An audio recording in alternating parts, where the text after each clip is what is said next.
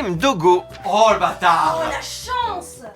Ragtime Dogo, c'est donc une saga MP3 de Anno One réalisée dans le cadre de la saga de l'été 2019 et qui fait 5 épisodes pour un total de 23 minutes. Ragtime Dogo, c'est un pastiche, entre le pastiche, la parodie et l'hommage au film d'enquête de détective privé un peu bourru qui est en train de boire du whisky dans son bureau et qui est en mode machin, j'accepte plus les enquêtes, machin, etc. Et quelqu'un vient lui confier une petite enquête et il décide de mener cette enquête. Ça suit les codes du polar noir et du flic, enfin du détective privé un peu dans son univers en train de monologuer tout seul. La ville. Une entité de 243 244 habitants qui vivent, travaillent, dorment. Je suis l'un de ces travailleurs. Je vis et je ne dors pas, car il est 9h du matin et que l'avenir appartient à ceux qui ouvrent leur agence de détective privé à l'heure. Donc petite enquête d'un détective privé qui est à la recherche, donc comme le nom de la saga l'indique, d'un chien perdu. Donc il y a une espèce de contraste entre la légèreté de l'enquête et de l'intrigue et un ton hyper sérieux hérité donc de ces polars noirs, etc.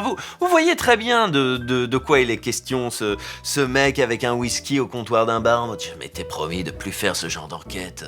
Vous avez des répliques en tête, vous les avez. Et ben Anno One, elle les a aussi. Et donc c'est pour ça qu'elle a créé cette petite saga MP3. Je m'appelle Romain Dupont. Je sais, je l'ai lu sur la porte. Puis-je vous tutoyer? Non. Est-ce que je peux vous appeler Romain? Écoutez, madame, pour notre bien à tous les deux, je préfère que nos rapports restent strictement professionnels.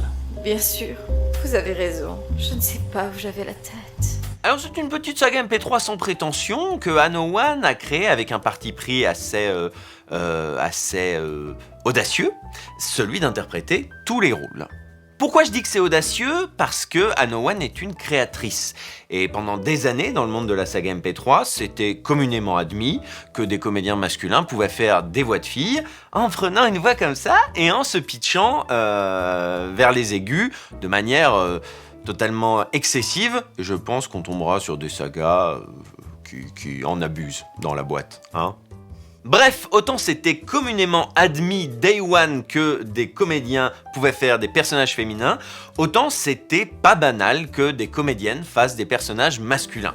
Et quand Anno One a décidé de faire tous les persos, eh ben il y a un certain nombre d'auditeurs qui ont été un petit peu déstabilisés à la première écoute, et puis en fait très vite on s'y fait, très vite on se rend compte qu'en fait c'était absurde cette espèce de gatekeeping à deux balles en fait. Et que même, ça marche mieux dans ce sens-là, c'est moins ridicule Complètement. une femme pitchée en grave pour faire une voix d'homme qu'un homme pitché en aigu pour faire Paxem. Donc est-ce que Ragtime Dogo c'est bien? Oui, c'est sans prétention. Vous attendez pas à vivre une grande histoire parce que vraiment ça ne va pas plus loin que son concept, à savoir une petite parodie d'enquête en mode film noir.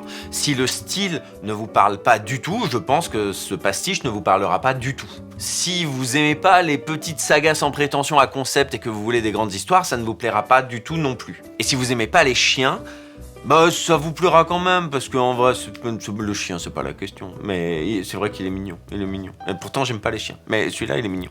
Soudain, je croise son regard à travers la photo. Sa petite tête, sa grosse truffe, le chapeau posé sur ses oreilles. Ce chien, Hubert, le chien de ma cliente.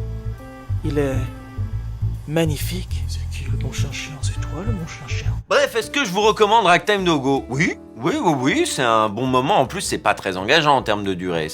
Vous vous lancez pas dans Game of Thrones, là. Il s'agit d'un demi-épisode de Game of Thrones, donc c'est pas très engageant. Vous pouvez peut-être vous faire ça dans le métro, sur le chemin du boulot. Peut-être ça vous mettra même de bonne humeur. Parce que c'est une saga, quand même, qui file le sourire. Donc moi, j'ai envie de vous la recommander si vous avez envie de passer un petit moment wholesome entre deux arrêts de métro. Voilà.